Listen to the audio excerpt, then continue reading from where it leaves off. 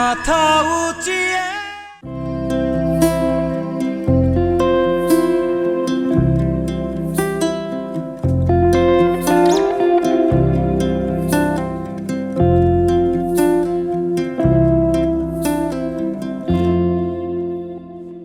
বাংলাদেশ একটি সম্ভাবনার দেশ। এদেশের অর্থনীতি, খাদ্য নিরাপত্তা ও কর্মসংস্থানে কৃষির ভূমিকা অনেক বেশি। আর সেই কৃষিকে আধুনিকতার ছোঁয়ায় এগিয়ে নিয়ে যাচ্ছে বেশ কিছু সফল খামারি। আজ আমরা এসেছি তেমন একটি প্রতিষ্ঠানে, যার নাম হচ্ছে RK Agro।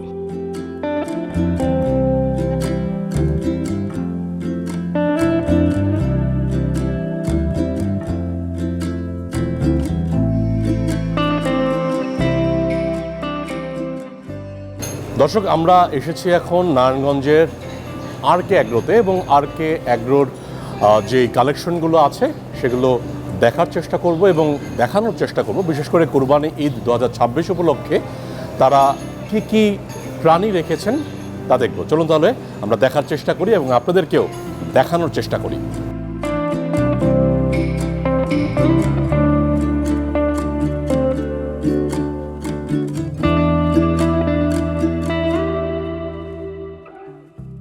দর্শক, RK Agroতে আছে ওলবাড়ি বলদ এবং তার সাথে আছে দুটো জাতের মহিষ এবং তার সাথে আছে বিভিন্ন জাতের ছাগল। যদিও ছাগলগুলো হচ্ছে উন্নত জাতের, তো চেষ্টা করব এগুলোর গল্প শোনাতে এবং তার সাথে খামারির গল্প শোনাতে, যে আসলে কিভাবে তারা লালন পালন করেন এই ব্যাপারগুলো। চলুন তাহলে চলে যাই আজকের আয়োজনের মূল অংশে। RK Agro এই খামারটি শুধু একটি খামার নয়, এটি একটি স্বপ্ন, পরিশ্রম আর সফলতার এক উজ্জ্বল দৃষ্টান্ত। চারপাশে কোলাহলমুক্ত পরিচ্ছন্ন পরিবেশ আর আধুনিক ব্যবস্থাপনা। চলুন তবে এবার জেনে নেওয়া যাক খামারের সেই শুরুর গল্পটি। দর্শক, এই মুহূর্তে আছি আমরা RK Agro এবং আমার সাথে আছেন সিনিয়র ম্যানেজার, কি নাম জানি ভাই আপনার? মোহাম্মদ আনিসুর রহমান রাজু। আনিসুর রহমান রাজু। আচ্ছা, প্রতিটা খামারের তো কিছু স্বপ্ন থাকে, কিছু লক্ষ্য উদ্দেশ্য থাকে এবং তার সাথে কিছু গল্পও থাকে। তো এই খামারের গল্পটা বা সাফল্যগাথা গল্পটা শুরু হয়েছিল সেই কবে থেকে বা কিভাবে? আমাদের এই ফার্মের শুরু 2008-এর দিকে। আমাদের মরহুম এমডি স্যার তার পরিবারের একটু ভালো মানের গরুর দুধের চাহিদা পূরণ করার জন্য ছোট করে একটা ডেয়ারি ফার্ম শুরু করছিলেন, ফ্যামিলিগত চাহিদা পূরণ করার জন্য আর কি। ওটা দিয়ে শুরু। তারপরে আমাদের কত সালের কথা সেটা? 2008-এর দিকে। 2008-এর দিকে প্রথমে বেশ কিছু কয়েক বছর পালা হইলো নিজেদের ফ্যামিলিতে, নিজেদের দরকারের যতটুকু দরকার অতটুকু। তারপরে আস্তে আস্তে আত্মীয় স্বজন, মানে প্রথমে দুধ খাওয়ার জন্য গাভী পালা, তারপর কোরবানের জন্য কিছু ষাঁড় গরু, তো তারপরে যাত্রাটা শুরু। তো স্বপ্নের যাত্রা এখন হাল ধরেছেন কারা? আমাদের স্যারের নেক্সট জেনারেশন যারা আছেন, স্যারের 3 ছেলে, আমাদের বর্তমান স্যার 3 জন মালিক, ওনারাই মূলত এইটা এখন দেখাশোনা করছেন এবং আপনি সিনিয়র ম্যানেজার আছেন। তো বলেন, এখানে তো সব বড় আকারের গরু দেখতে পাচ্ছি, এগুলো রেঞ্জ একটু বলতে পারবেন যে কত লাখ থেকে কত লাখ টাকার গরু আছে? এই শেডে আমাদের আছে 5-এর উপর থেকে 10-12 লাখ টাকার গরু এই শেডটার মধ্যে। এটা প্রিমিয়াম শেড আমাদের।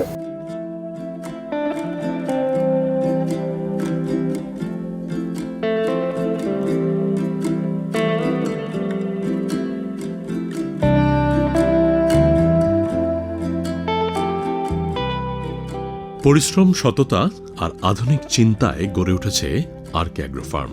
এমনই উদ্যোগই বদলে দিতে পারে বাংলাদেশের কৃষির ভবিষ্যৎ। তবে খেয়াল রাখতে হবে, এ সকল সফলতার গল্প যেমন থাকে, তার সাথে একজন উদ্যোক্তা যেখানেই কোনো সমস্যায় পড়বেন, সেই সমস্যা থেকে উত্তরণের উপায় সেই উদ্যোক্তাকেই খুঁজে বের করতে হবে।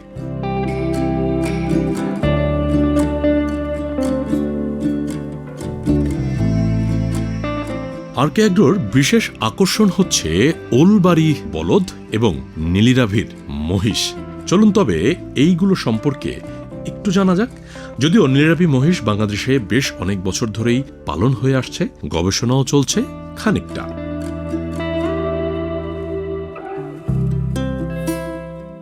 দর্শক, আজকের অনুষ্ঠানের কিন্তু মূল আকর্ষণ হচ্ছে, আমরা দাঁড়িয়ে আছি এই মুহূর্তে RK Agroর যে এই কালেকশনগুলো, এবং আমরা কিন্তু বলতেই পারি বাম পাশে হচ্ছে ইন্ডিয়ান বলদ অর্থাৎ উলবাড়ি বলদ এবং ডান পাশে আছে নীলিরাভির মহিষ। তো একটু পরিচয় করাই দেন না, কিন্তু দেখা যাচ্ছে একটু বৈশিষ্ট্য সম্পর্কে একটু বলেন ভাই। তো উলুবাড়ি বলদের কাটিং মানে দেহের বৈশিষ্ট্যই এরকম হয়, শিংগুলির এরকম হবে, মাথা বড় বড় এরকম শিং না? এবং হাইট, হ্যাঁ এটা। আর বলদ বলে এটা কি লম্বা বেশি নাকি এটা এটা? না না, বলদ এটা হাইট, এটা 68 বা টু 70 ইঞ্চি আমাদের এখানে আছে। এই মানে মাপের প্রায় বলদ 6 ফিট 6 ফিট হবে বা আরেকটু বেশি একটু হইতে বেশি পারে। হবে, হ্যাঁ। এখানে আমাদের 68 ইঞ্চি থেকে 70 ইঞ্চি পর্যন্ত বলদ আছে। এই হাইটের বলদ বা এরকম সুন্দর সিংয়ের বলদ পাওয়াটা একটু কঠিন ব্যাপার কঠিন। বর্তমানে। এগুলো কালেকশন করতে হলে আসলে খামারিদের একটু কষ্টই করতে হয়, করতে হয়। আবার স্বপ্নটাও ঠিক রাখা লাগে, না আমার খামারে ওটা আনবো। আনতে হবে, জি।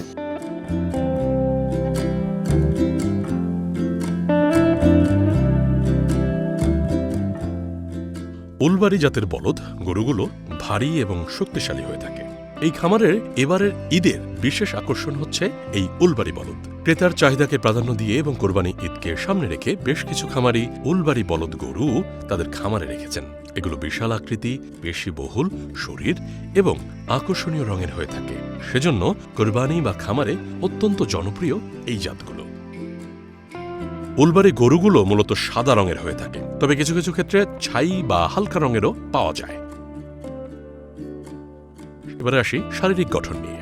এদের শরীরের চামড়া সাধারণত আলগা বা ঝুলন্ত থাকে, যা এই জাতের বিশেষ বৈশিষ্ট্য। এরা বেশ লম্বা সুঠাম দেহের অধিকারী এবং পেশিবহুল হয়। এদের পিঠে একটি বড় এবং মজবুত কুচ থাকে, যাকে আমরা চমটো বলে থাকি। শিংগুলো সাধারণত লম্বা এবং পেছনের দিকে বাঁকানো হয়। এবার আসি এর স্বভাব নিয়ে। এরা অত্যন্ত শান্ত স্বভাবের এবং খুবই অনুগত হয়। এদের খাদ্যাভ্যাস সাধারণত গরুর মতোই অন্যান্য জাতের, তবে সুস্থ ও ভারী হওয়ার জন্য এদেরকে উচ্চমানের সুষম খাবার দিতে হবে।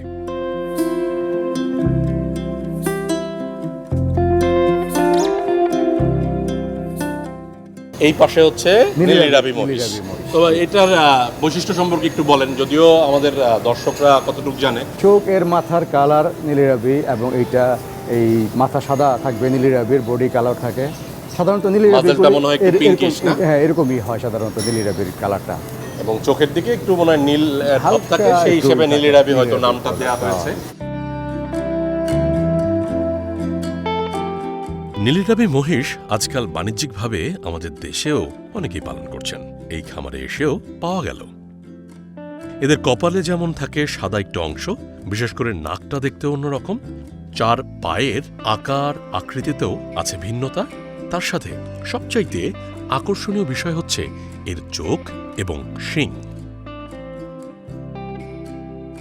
তো ওভারঅল এই যে মহিষ এবং উলবাড়ি বলদ বিক্রির জন্য কতগুলো আছে এই 26-এর? আমাদের এখানে মহিষ 6টা যে আছে, এটার রেঞ্জ এক একটা তো এক এক রকমের, তবে 5 থেকে 6 লাখ, 5 লাখ থেকে 6 লাখের ভিতরে আছে। 5 থেকে 6 লাখ 6 লাখ নীলিরাভি। নীলিরাভি। আর এই যে উলবাড়ির বলদগুলা এইগুলিও বিভিন্ন ওয়েটের আছে বা বিভিন্ন হাইটের আছে।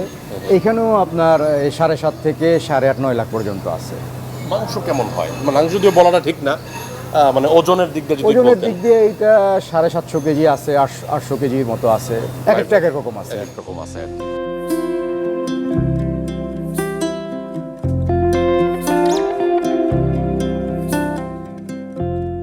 দর্শক, এই মুহূর্তে আছি RK এগ্রোর ছাগলের শেডে এবং আমার সাথে আছেন সিনিয়র ম্যানেজার রাজু রাজু আহমেদ। এবং আপনি একটু পরিচয় করায় দিবেন কতগুলো জাতের ছাগল এখানে আছে কুরবানি উপলক্ষে, এবং আপনারা মনে হয় পালনও করেন জি। পরবর্তী রিজেনারেশনের জন্য। তো সব দিক মিলে একটু যদি বলেন, জি, sure. আমাদের দর্শকরা একটু শিখুক, জানুক এবং নতুন করে আবার পরিচয়ও করায় দেন আর কি। আমাদের এই শেডে আমাদের এখানে কয়েকটা ব্রিডের ছাগল আছে। তার মধ্যে এইটা হলো বারবারি জাত। দেখতে খুব সুন্দর ছাগলটা, এটা দেখতে অনেকটা হরিণের মতো। এইটা আমাদের এখানে 25 কেজি থেকে শুরু করে 50 কেজি 52 কেজি পর্যন্ত লাইভ ওয়েটের ছাগল আছে। বাহ, দামটা কেমন হয়? এই ছাগলগুলি সাধারণত বিভিন্ন ওয়েটের উপরে দাম হয়, তো এগুলির বিভিন্ন রেটের দাম আছে এখানে আমাদের। যে ছাগলটা ধরেন দেখতে পাচ্ছি যে খাওয়া দাওয়া করতেছে, জি জি, খাওয়া দাওয়া করতেছে, এটার দাম কেমন?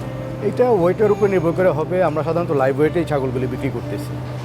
লাইভ ওয়েট কত চলতেছে এটা? তো লাইভ ওয়েট আমাদের 1300 টাকা করে বিক্রি করতেছি।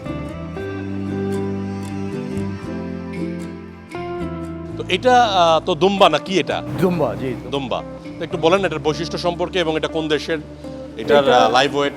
এটা লাইভ ওয়েট 100+ এখন আছে। এটা আপনার মূলত বাংলাদেশে যত দুম্বাই হোক সব ইন্ডিয়ান ব্রিড, ইন্ডিয়া থেকেই আসে, আমরা লোকাল থেকে কালেক্ট করি আর কি। মানে বাইরের দেশের হলো ইন্ডিয়া হয়ে বাংলাদেশে প্রবেশ করে। আপনারা কি এখন ব্রিডিং পারপাস করছেন না শুধু সেল পারপাস? না, সেল পারপাস, এখন এটা আছে সেল পারপাস। কেমন দাম চাচ্ছেন এই দুম্বাটার? এটার আমাদের চাওয়া দাম 3 লাখ টাকার মতো।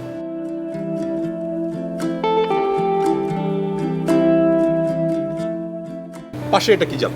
এটা বইয়ের ক্রস। এগুলো কেমন দাম? এগুলিরও ওয়েট হিসেবে আমরা বিক্রি করতেছি, এক একটা ওয়েট হবে 50 up 60 65 এরকম ওয়েট হবে, লাইভ ওয়েট। দামের রেঞ্জটা কি বলা যায়? এগুলি আমরা সাধারণত 1000 থেকে 1100 টাকার মধ্যে পার Live weight, KG per live weight kg। Sell করতেছি।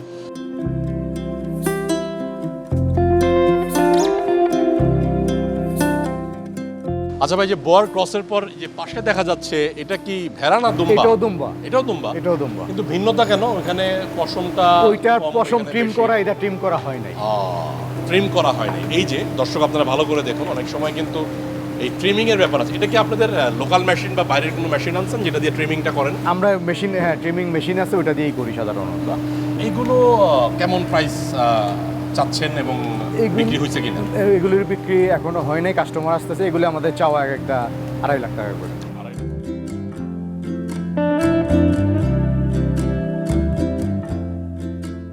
এবারে আসি একটি ছাগলের নতুন জাত সম্পর্কে, সজাত বা সুজাত।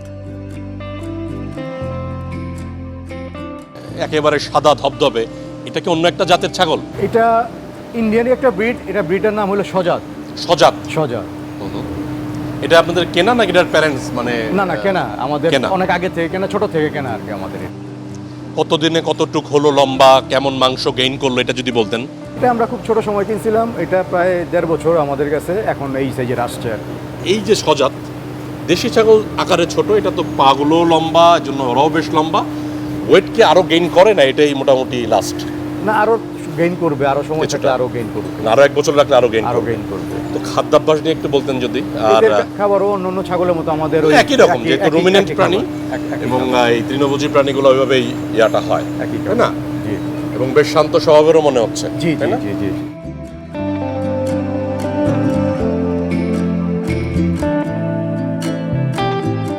এই জাতের ছাগলটা বর্ধনশীলতা অনেক বেশি, সাধারণত মাংসের জন্য, এবং এর আকৃতির জন্য এটি বেশি বিখ্যাত। যে কোনো পরিবেশে সহজে মানিয়ে নিতে সক্ষম এই জাতের ছাগল। গায়ের রং হয় ধবধবে সাদা, আকারে বেশ বড়, দেখতেও সুন্দর।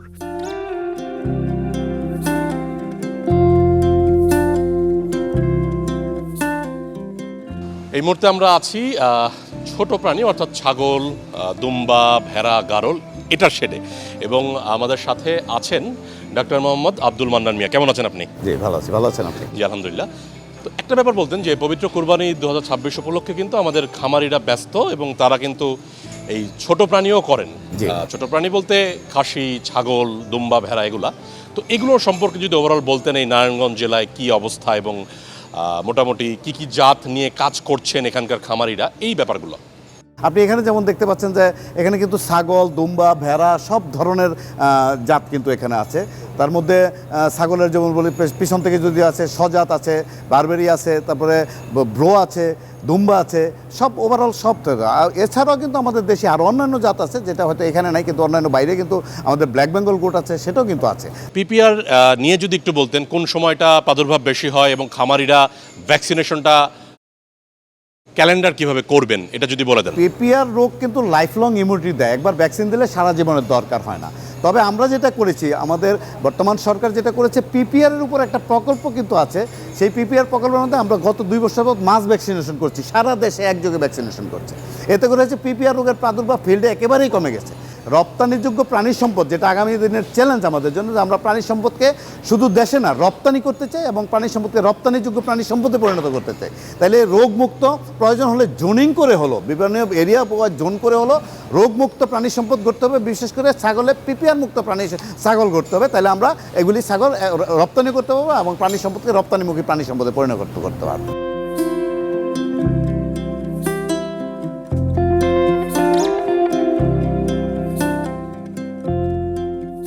তো আমাদের দেশীয় জাতের সাথে এখন বাইরের জাতের ছাগলগুলোও কিন্তু খামারিরা পালছেন, যেমন আমাদের এই খামারটাতেও যেটি দেখছি বারবেরি, নারায়ণগঞ্জের, সজাত, বিভিন্ন রকমের ধরনের জাত আছে। আছে।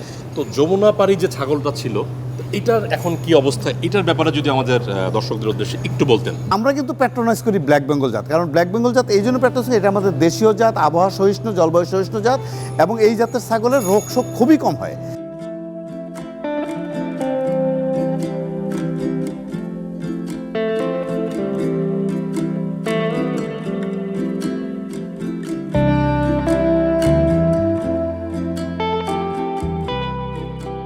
এই খামারের সবচাইতে আকর্ষণীয় দুটো গরু ছিল, দেখতেও একেবারে দৈত্যাকার।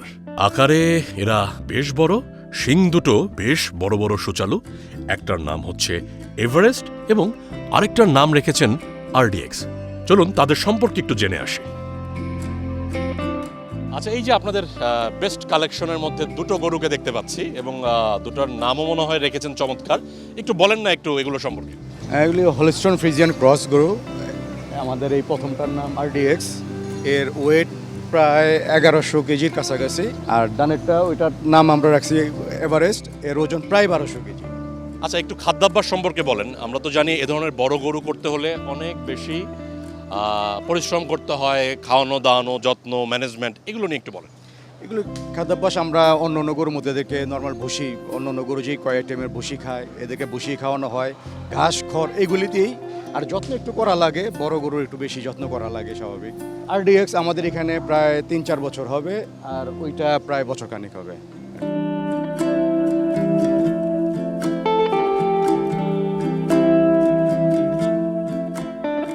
আর এভাবেই পরিশ্রম, সততা আর আধুনিক চিন্তায় গড়ে উঠেছে আরকে অ্যাগ্রো ফার্ম।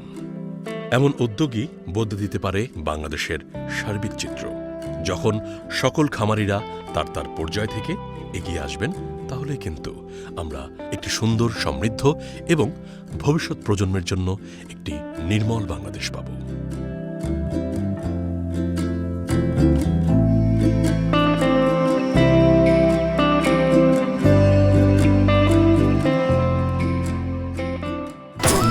মাথা উঁচিয়ে।